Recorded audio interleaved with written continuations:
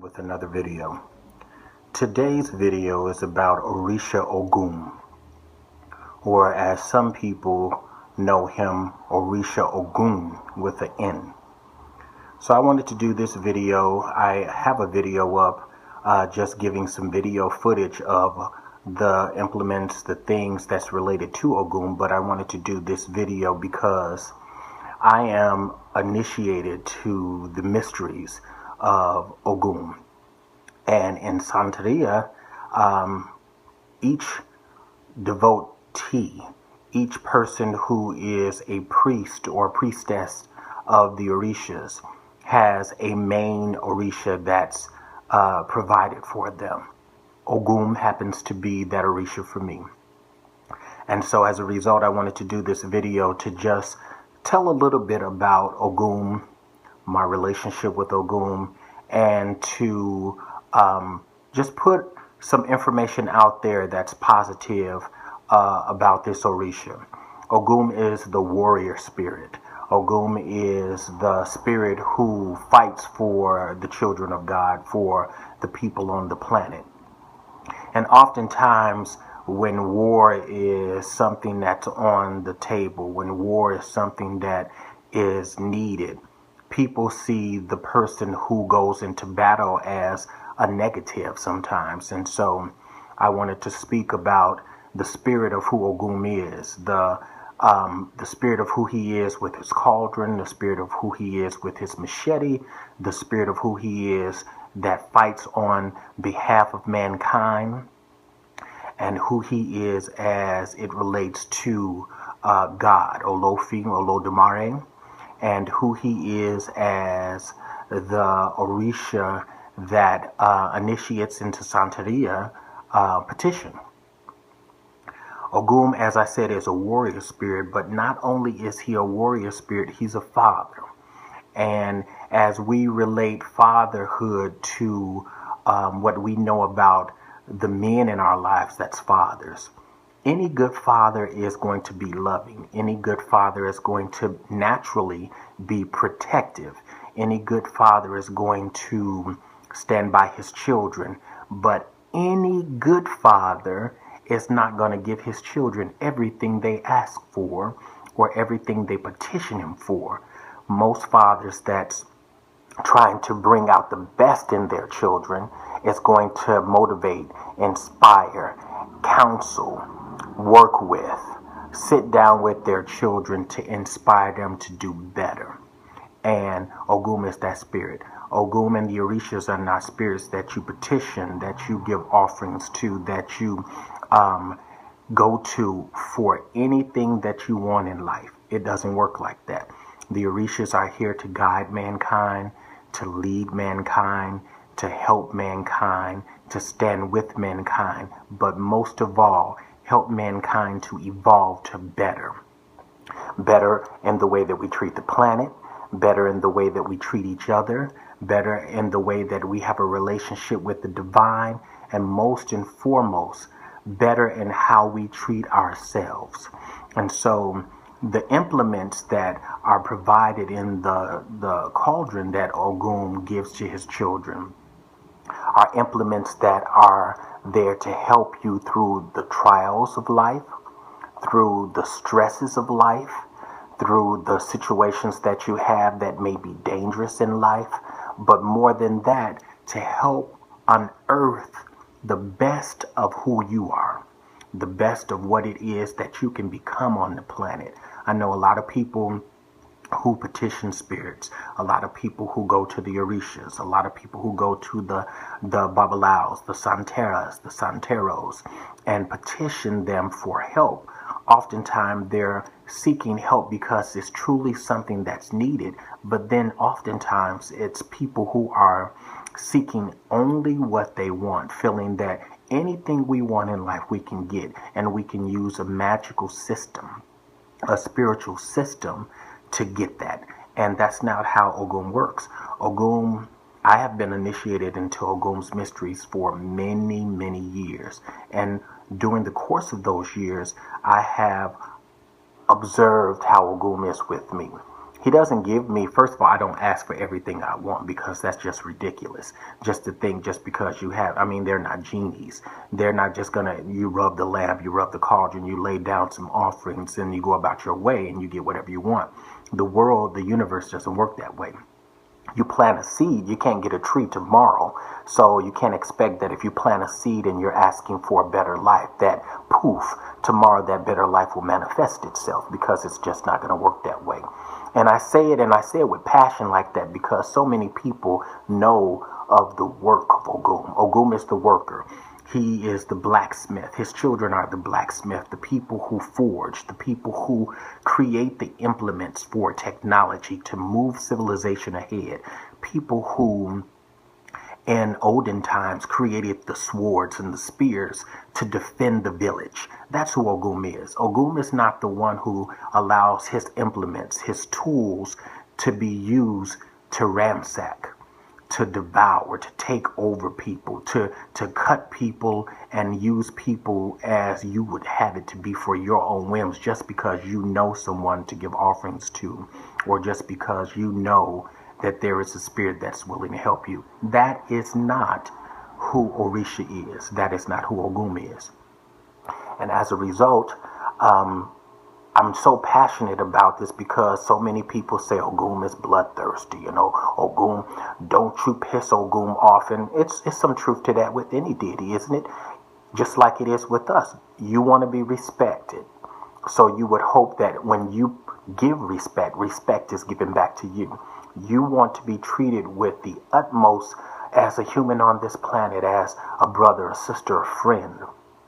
As you go into work, you would hope that your boss and your co-workers would treat you with the utmost respect, because that's what you're providing to them. And so it's the same way with the Orishas and spirits that we petition. You cannot expect that you can talk to the Orishas, that you can talk to these spirits any old kind of way, when they're eternal and we go from life to life. We go from this life, that an existence that we have now, and we die, we shed this shell, and we go to the spirit world. They don't have to go through that. From generation to generation to generation to generations, the Orishas have been here. And their purpose is to help mankind. And their purpose is to aid mankind. Their utmost desire is that we would get ourselves together on the planet and see this planet, see each other for the beauty and the benefits of the differences of who we are, instead of fighting all the time. And because oftentimes mankind, womankind, can't see those things, we do need a defender. We do need someone who is a mediator. We do need someone who can stand with us and go before us in protection, go before us and fight on our behalves. But Ogum is so intelligent because of the way God made him. Every battle is not a fight. There is mental battles. And oftentimes we're battling with ourselves. There's spiritual battles. There's emotional battles. And as a result, those are why God allowed the tools of Ogum to be given to mankind, to help us unearth the best of who we are. So that if each one of us become better, we would have a better world. We would treat each other better. We would speak to each other better. It behooves me how, when you look at the news and you look at what's going on the planet, how we treat each other. And most of that is because oftentimes there's a lack of respect. And the other portion of that is that we think more highly of ourselves than we should. And so Ogum is there to remind us. Ogum is there to stand with those that's trying. Ogum is for the underdog. He's not just for the underdog. He's for the overachievers as well, but the overachievers who work hard, who are appreciative. And I say it like this again because so many people feel you can get whatever you want when you go to the Orishas. You can get whatever you want when you petition spirit. If you know what offerings to give, or if you know what priest or priestesses to go to, that the only penalty, the only cost of that is to provide, if it's this offering, that offering, or do this or do that. As long as you do it, you can get whatever you want. That is not how spiritual works. That is not how the universe works. Like I said before, if you plant a seed today, tomorrow you will not have a tree. You plant a seed today and you're hungry, you're not going to have cabbage tomorrow. You're going to have to wait through the process and let the sun shine down on the soil and penetrate through the soil and go underneath to where the seed is and embrace that seed and give it what it needs to thrive. And then that seed is going to have to open up to produce and climb its way through that soil to reach up. It's going to have to do some work as we have to do work. Ogum is a warrior. He will fight for us. If you're in a situation where you need to be defended, you can petition Ogum. But in petitioning Ogum, you have to make sure that you're right in the situation. You can't start a conflict, and then the conflict becomes more than what you anticipated, and then you run to Orisha. That's not how that works. So I just wanted to say that, and I just wanted to talk a little bit about who he is. He is synchronized in the Catholic faith in Santeria with St. Peter, because when the Africans were brought over to the New World and they saw the symbolism in St. Peter with his keys, and they saw the symbolism in St. Peter with his wisdom and how stern he was, and as the scriptures tell that St. Peter is the one who defended Jesus in the garden, they said, hey, it's a similarity here. And since we're not able to honor the Orishas in the way that we know them, we can honor them in the way that we're being taught about the saints. And oftentimes people think that, oh, that's that Catholic Church thing, that's that Christian thing, and I don't want to have anything to do with that. And I understand that my purpose in this video is not to transform or get anybody to believe in a Christian theology or anything like that. I'm just telling who Orisha is in Santeria. Some people who honor the Orishas through Ifa would tell you they don't know anything about the saints. They don't even talk about the saints. But in Santeria, the path that I follow, the Orishas, because the Orishas show up in so many different paths because the Africans were taken to so many different parts of the New World. And so in Cuba, where I've learned Santeria, there is the Catholic and the Catholicism part. In Voodoo or Voodoo, there is the Catholic and Catholicism. But in the jungles and the other portions of the world where they acknowledge the Orishas, they don't talk about the saints. And so I just wanted to talk about that, and I just wanted to say that Ogum is not this spirit that should be feared, but should be respected. Ogum is not this spirit that you should be shaking when you hear about him, and you should shake when you petition him. I've known him for most of my life, and as a result, I've only known him to be warm, loving, and respectful to me because I'm warm, loving, and respectful to him. And so, because I'm doing this video to honor Ogum, who is my father, who is my leader, who is my guide, who is my spirit guide, who talks with me, walks with me, who tapped me on the shoulder and said, no, you need to check yourself. You need to watch your attitude here. You need to make sure that you're prayerful. You need to make sure you're staying on the right path, or you're doing the right things. You're doing the right things. You're growing in your life. You're doing, I'm going to help you in these things I hear you praying about. I'm going to help you in these ways. That's Orisha.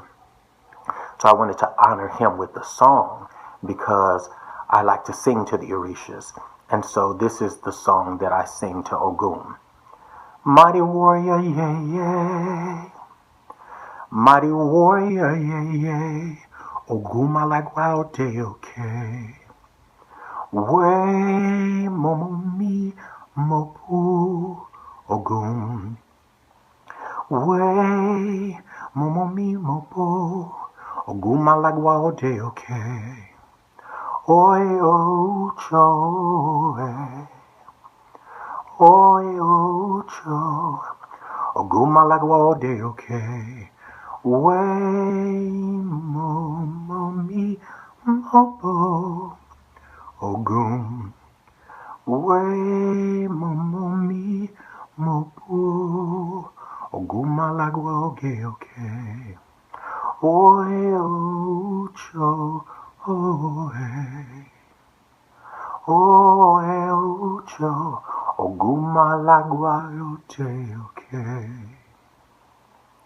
As always, I want to thank you for watching my videos. I want to thank you for allowing me to share my experience. And again, I say not trying to say this is the only way to do it, but this is my experience. This is how I've learned how to interact with spirit. And through interacting with spirit in this way, my life continues to evolve on all levels.